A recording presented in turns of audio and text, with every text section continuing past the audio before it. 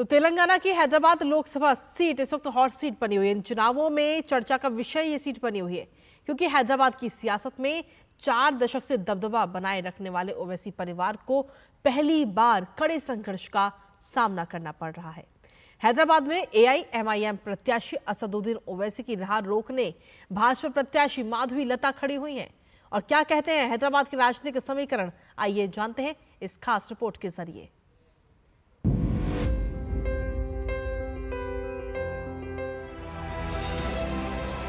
तेलंगाना की हैदराबाद लोकसभा सीट एक ऐसी सीट है जिस पर एआईएमआईएम का कई सालों से दबदबा देखने को मिला है। 2004 के लोकसभा चुनाव से ही ये सीट एआईएमआईएम प्रमुख असदुद्दीन ओवैसी के पास रही है। हैदराबादियों का ओवैसी परिवार की 3 पीढ़ियों से सियासी रिश्ता है। इसी वजह से असदुद्दीन ओवैसी हैदराबाद लोकसभा सीट पर 20 साल से अजेय हैं। उनके पिता भी 20 साल तक यूं ही जीतते आए थे। हालांकि इस बार मामला थोड़ा अलग है। उनका सीधा मुकाबला भाजपा की डॉक्टर माधवी लता से है। हालांकि माधवी राजनीति में नई हैं, लेकिन वाक्पटुता में निपुण हैं। ताजा चुनौतियां ओवैसी भी समझ रहे हैं, तभी समर्थकों का उत्साह बरकरार रखने के लिए गली गली प्रचार के दौरान अपने पक्ष में चुनावी माहौल करने में लगे हुए हैं। हरा नहीं सके, हर बार वो हार रहे हैं 40 साल से, इस बार भी हारेंगे इंशाल्लाह। इलेक्शन है, पार्टी से मुकाबला होगा, जो भी कैंडिडेट होगा उससे मुकाबला होगा, तो हम मुकाबला करेंगे। इलेक्शन चाहे कोई भी इलेक्शन हो, इलेक्शन होता है। वहीं इस सीट से भाजपा की ओर से चुनावी मैदान में उतरी डॉक्टर माधवी लता हैदराबाद के विकास की अनदेखी के लिए असदुद्दीन ओवैसी को जिम्मेदार बता रही हैं। इसके अलावा वो प्रधानमंत्री मोदी के विकसित भारत के मंत्र और मुस्लिम महिलाओं के उत्थान के लिए किए गए कई ऐतिहासिक फैसलों को लेकर जनता से अपने पक्ष में मतदान की अपील कर रही हैं।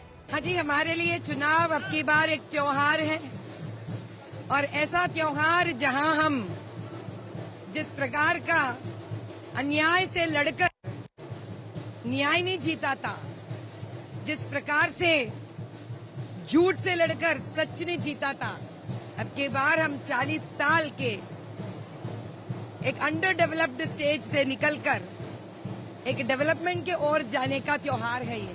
अब बात करें हैदराबाद संसदीय क्षेत्र के सियासी समीकरण की, तो इस सीट के अंतर्गत 7 विधानसभा सीटें आती हैं, जिसमें मलकपेट, कारवां, गोशा महल, चारमीनार, चंद्रयान गुट्टा, याकूतपुरा और बहादुरपुरा शामिल है।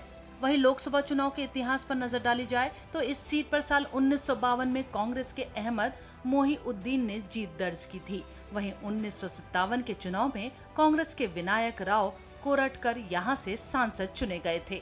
इसके अलावा 1962 से 1971 के चुनावों में जीएस मेलकोटे ने जीत हासिल की। वहीं 1977 और 80 के चुनावों में कांग्रेस के एस नारायण यहां से सांसद चुने गए।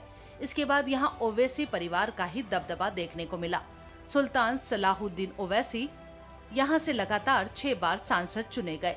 सुल्तान सलाहुद्दीन ओवैसी ने 1984 से लेकर 1999 तक इस सीट पर अपना कब्जा बरकरार रखा।